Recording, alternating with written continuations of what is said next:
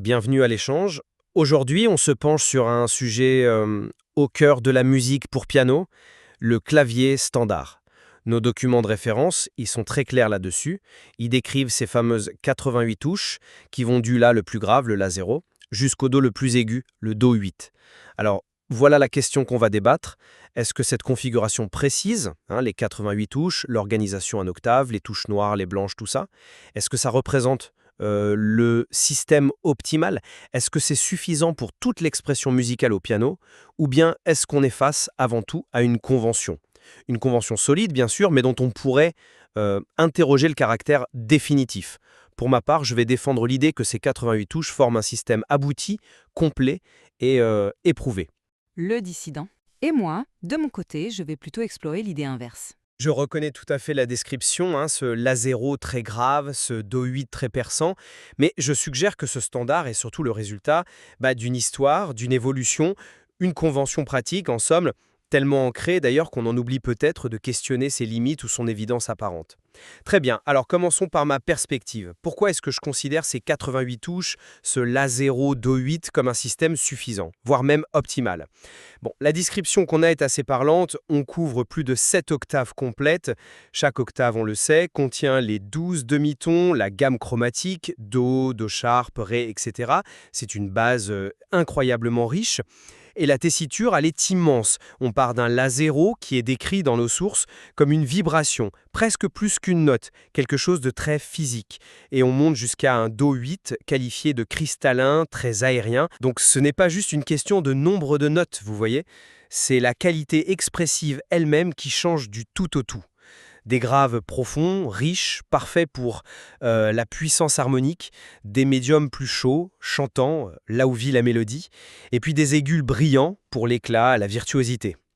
Et ce système, il est structuré.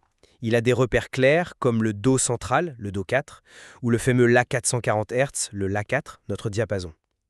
Si cette configuration s'est imposée presque universellement, ce n'est pas un hasard. C'est parce qu'elle répond, et de manière très satisfaisante, aux exigences de l'immense, l'écrasante majorité du répertoire pianistique. C'est un outil qui a été validé par la musique elle-même, à travers le temps. Le dissident, oui, je ne conteste absolument pas les faits, la description technique. Le standard actuel, c'est bien 88 touches, de A0 à C8. La liste détaillée qu'on a dans nos sources A0, La dièse 0 ou Si bémol 0, Si ox 0, Do 1, jusqu'à ce fameux Do 8, le montre très bien, chaque note est identifiée, mais mon approche est différente. Je vois ça d'abord comme une convention. Une convention qui est née d'une évolution technique, historique, pratique. Et ma question c'est, est-ce que cette étendue est complète en soi, musicalement parlant? Ou est-ce que notre sentiment de complétude vient surtout de l'habitude, du fait que les compositeurs ont écrit massivement pour cet instrument-là et que les fabricants produisent massivement cet instrument-là? Justement, cette liste très précise des 88 notes, elle souligne aussi que c'est un ensemble fini, limité. Et en se focalisant exclusivement là-dessus, est-ce qu'on ne restreint pas un peu notre perspective? Ces extrémités, le La0 et le Do8, sont-ils vraiment des limites absolues de l'expression musicale ou plutôt des points d'arrêt choisis pour des raisons de coût, de complexité mécanique? À un moment donné, la source définit ses bornes. Oui, c'est factuel, mais ça ne leur donne pas forcément une valeur artistique absolue ou définitive. Je comprends bien l'idée de convention, mais revenons sur cette notion de suffisance. Quand la source décrit le son du La0 comme une vibration et celui du Do8 comme cristallin, ce n'est pas juste une jolie phrase. Ça illustre une palette expressive qui est phénoménale. On couvre un spectre sonore qui va du quasi-grondement à l'étincelle la plus pure. Cette capacité à générer des textures, des couleurs, des dynamiques si différentes sur une seule étendue, c'est remarquable.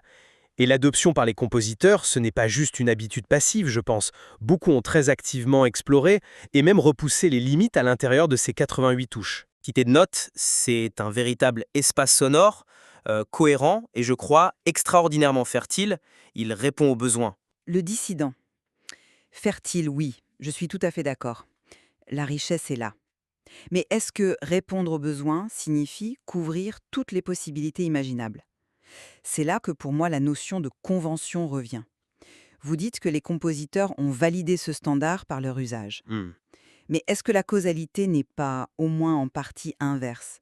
Est-ce que les compositeurs n'ont pas surtout adapté leur langage, leur écriture, à l'outil qu'ils avaient? Si le standard, imaginons, avait été de 97 touches, comme sur certains pianos Bösendorfer par exemple qui existent, n'aurait-il pas exploré ces notes supplémentaires?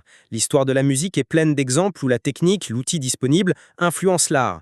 Ces limites, La 0 et Do 8, si clairement listées, elles ne sont peut-être pas tant des frontières expressives infranchissables que des artefacts techniques qui se sont stabilisés. On a trouvé un équilibre à un moment entre l'étendue souhaitée, la complexité mécanique, le coût de fabrication et peut-être aussi une certaine idée de ce qui était musicalement utile à l'époque. Mais cette perception, elle peut évoluer, non? Le fait même qu'il existe des pianos hors standard suggère bien que ces limites ne sont pas une fatalité musicale absolue.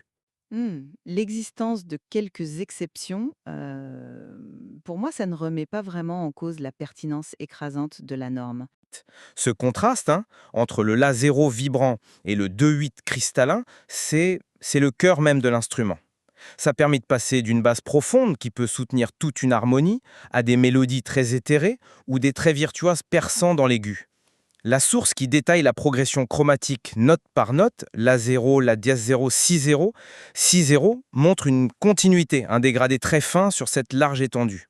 Ça permet toutes les modulations, toutes les couleurs harmoniques, du plus simple au plus complexe.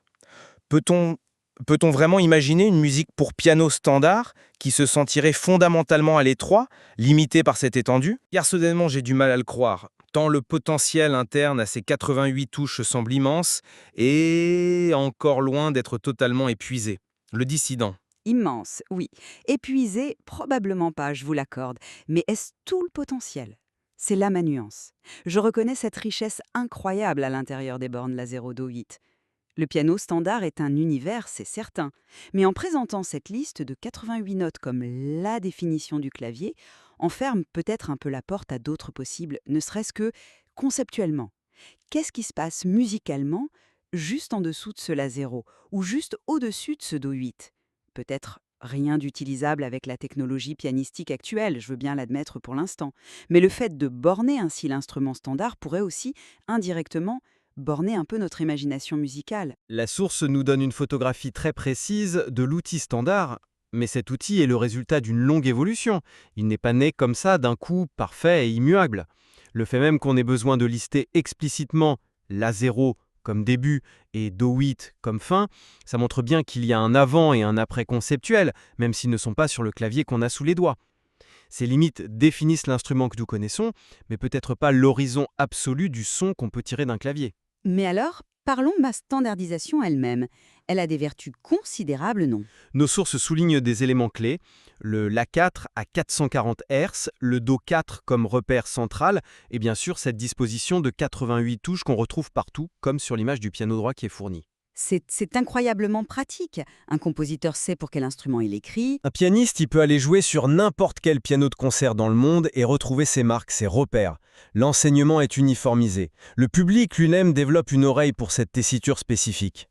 Cette standardisation qui est incarnée par cette liste précise, La0, C8, elle crée un langage commun, universel. Et ça, c'est un facteur puissant de diffusion, de partage de la musique. Sans ce standard, le répertoire serait sans doute beaucoup plus fragmenté, moins accessible. N'est-ce pas là une justification forte de sa suffisance pratique au moins? Le dissident. Les avantages pratiques sont évidents. Je vous l'accorde sans peine. La standardisation facilite énormément de choses, de la fabrication à l'apprentissage, à la performance. La 440 Hz en est un autre bon exemple. C'est terriblement pratique, mais historiquement, le diapason a beaucoup varié, et certains musiciens continuent aujourd'hui de préférer d'autres références, pour des raisons stylistiques par exemple. Pour le clavier, c'est un peu pareil. Cette fixation sur les 88 touches La0, C8, si commode soit-elle, elle risque aussi de nous faire oublier un peu la diversité historique des claviers. Les clavecins, les orgues, les tout premiers pianoforte, ils n'avaient pas tous cette étendue. Elle s'est élargie progressivement.